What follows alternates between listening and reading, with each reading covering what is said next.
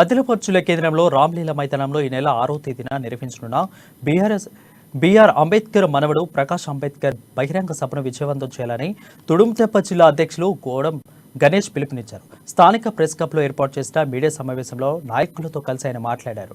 ప్రకాష్ అంబేద్కర్ బహిరంగ సభను తుడుంతెప్ప సంపూర్ణ మద్దతు తెలియజేస్తుందని తెలిపారు. అణగారిన వర్గాలు బాగ్ కోసం పనిచేస్తున్న ప్రకాష్ అంబేద్కర్ కు మద్దతు తెలిపిన ఆదివాసులు, ఎస్సీ, ఎస్టీ, బీసీ, మైనార్టీ వర్గాల ప్రజలు బహిరంగ సభకు అధిక సంఖ్యలో తరలి రావాలని కోరారు.